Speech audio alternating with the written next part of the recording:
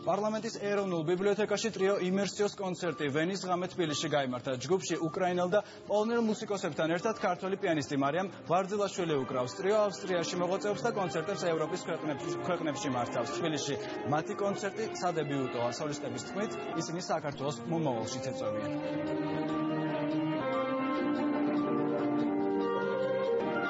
არის ჩვენი პირველი გამოსვლა საქართველოში, როგორც ტრიოში, ძალიან გვიხარია.